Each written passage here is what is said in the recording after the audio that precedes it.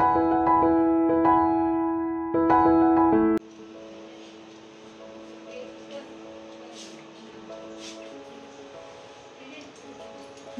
मी KN चित्रा, sharing happiness Swanand इन्व्हेस्टा। आज आपण आलेलो आहोत रेवदंड्याला, म्हणजेच अलिबाग पासून अगदी 17 किलोमीटर जवळच हे भगवती मंदिर आहे। हे प्रसिद्ध मंदिर आहे आणि त्यांच्या बाजूलाच प्रभाकर पाटील हे गणेश भक्त राहतात आणि त्यांची पहा बालमूर्ती किती सुंदर आहे। ते डेकोरेशन राकेश काठे सरांनी केलेलं आहे आणि त्यांची जी कला आहे ती अप्रतिम आहे आणि फक्त फोटो बघून मला राहावलं नाही, म्हणून मी प्रत्यक्ष हे बघायला आलेली आहे। प्रत्येक गोष्ट जी आहे आपण बघतोय डेकोरेशन मध्ये यूज केलेली, तर ती इको फ्रेंडली आहे आणि हे माडाचं नवीन रोप आहे आणि इथे त्यांनी नारळांची सजावट केलेली आहे। हे पण नारळच आहे, नारळाचं झाड आहे, झाप आहे आणि त्या झापाला पण खूप सुंदर पद्धतीने विणलेलं आहे।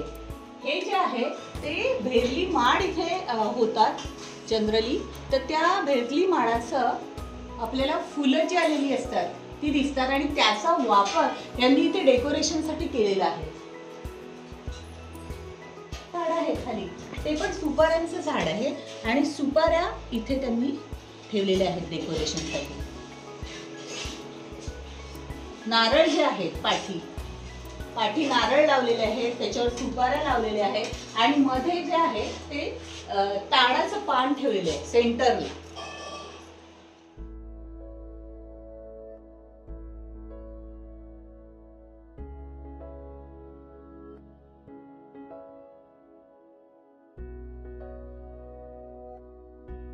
हे जे इको फ्रेंडली सजावट यांनी केलेली आहे, तर ती कशी असते की जेव्हा आपण ती सजावट काढतो तेव्हा त्याचं कुठेही फेकलं तर प्रदूषण होत नाही, पण ह्या ज्या सगळ्या गोष्टी आहेत कशा आहेत त्या फेकायची गरजच नाही, परत आपण त्याचा वापर करू शकतो।